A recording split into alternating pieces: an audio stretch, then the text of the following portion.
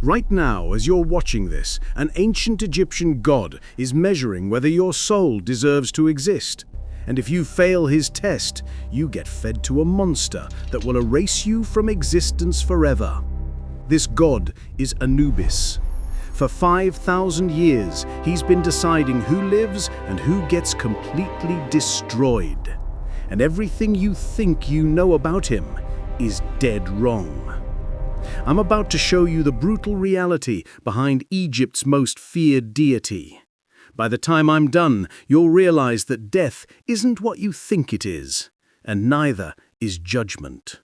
What happens when you die? The ancient Egyptians knew exactly what happens, and it's not pretty. At the center of their afterlife system was Anubis, a jackal-headed god who doesn't care about your feelings, your excuses, or your good intentions. He cares about one thing: the weight of your soul.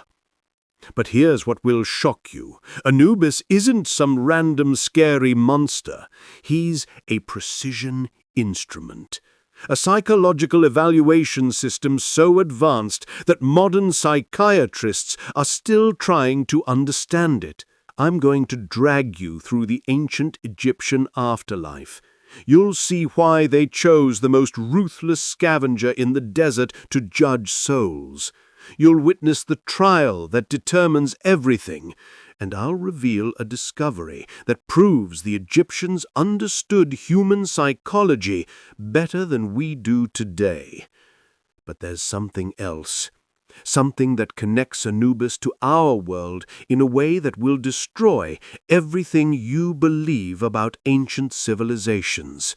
Stay with me, because what I'm about to show you will change how you see death forever. 5,000 years ago, the Egyptian desert was a killing field.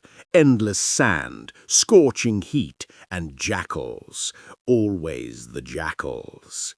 These weren't cute dogs. They were efficient killing machines that hunted the edges of civilization, waiting for weakness, waiting for death. Most cultures would see jackals and think evil. The Egyptians saw them and thought perfect. They saw predators that existed between the world of the living and the realm of the dead, creatures that understood death better than humans ever could. So they created Anubis, not as a comforting guide, but as the ultimate predator judge, the jackal who would hunt your soul and decide if it was worth keeping. Why a jackal? Because the Egyptians understood something terrifying about the nature of judgment itself. They discovered that jackals don't just kill randomly, they evaluate. They hunt with surgical precision, and that's exactly what they needed for the afterlife, a being that could look at your soul and decide without emotion whether you deserved to continue existing. Here's what the Egyptians observed about jackals. They're methodical killers. They study their prey. They wait. They strike when the moment is right. Think about this. The Egyptians watched these predators make life and death decisions every single day. They saw creatures that could look at something and instantly know whether it was worth their time or whether it should be destroyed. That's not random animal behavior. That's sophisticated evaluation. The kind of cold, precise judgment you need when you're deciding the fate of souls. Recent archaeological discoveries prove the Egyptians didn't randomly slap animal heads on their gods. Every choice was calculated. Every symbol was based on brutal observation of animal behavior. Anubis wasn't death with a dog head. He was judgment incarnate, the embodiment of surgical evaluation and the ability to see through every lie, every excuse, every self-deception in complete darkness. Imagine facing death, knowing that this predator judge would evaluate your entire existence. No mercy, no second chances, just cold, perfect analysis of everything you ever were. This leads us to the moment that decides everything. You die. Your consciousness snaps back into existence in a massive hall, and there he is, Anubis. 8 feet tall, jackal head, eyes that see through everything you've ever pretended to be. This is the Hall of Two Truths. What happens here determines whether you continue existing or get fed to a monster. Anubis doesn't speak. He doesn't need to. He places your heart, not the muscle, but your actual soul, every memory, every choice, every moment of your life on one side of a scale. On the other side, a single feather. The feather of Mart, representing perfect truth and balance. Here's what most people get catastrophically wrong about this scene. They think it's about being good versus bad. That's kindergarten thinking. The weighing is about psychological weight, about whether you lived with integrity or whether you carried unresolved trauma, buried guilt, and lies you told yourself.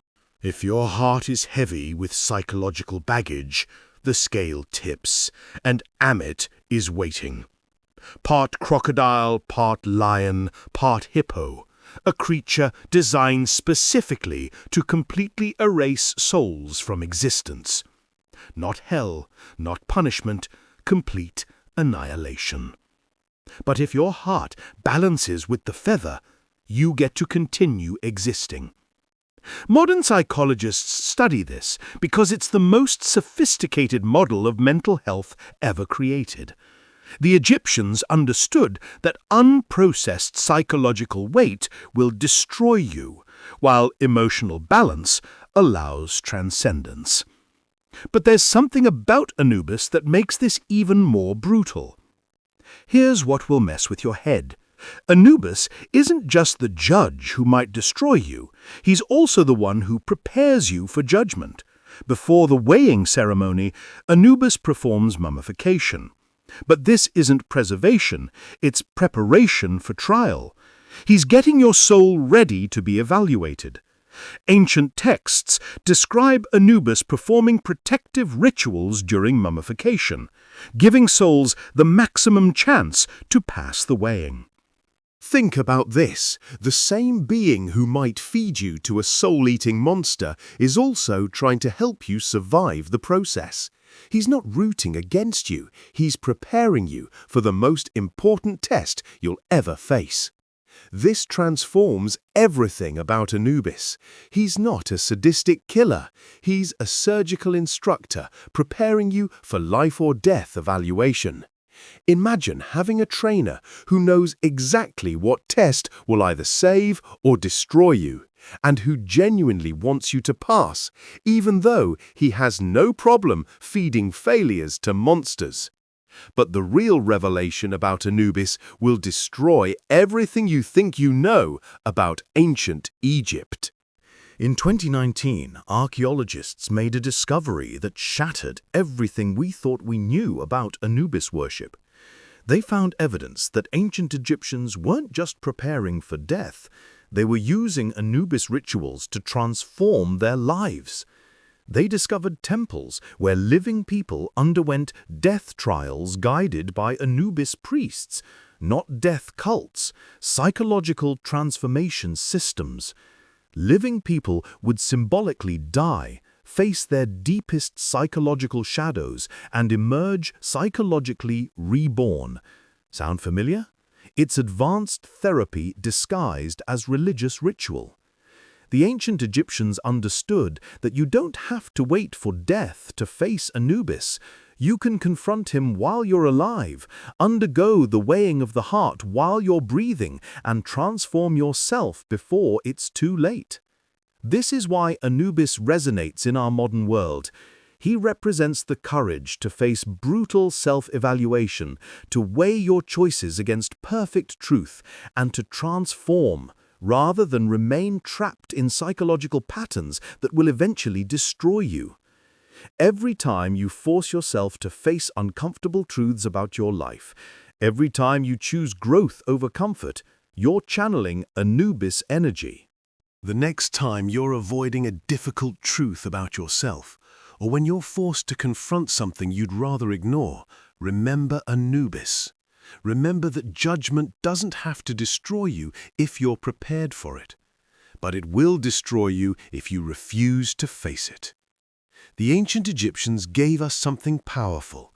They showed us that death, literal or metaphorical, isn't an ending. It's an evaluation.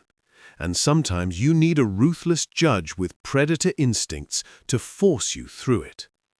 If this brutal perspective on ancient wisdom hits you, subscribe for more content that destroys comfortable illusions about the past. Tell me in the comments, if Anubis weighed your heart today, what psychological weight would tip the scale? What would you need to face to find balance? Remember, every evaluation is an opportunity for transformation, but only if you survive the process.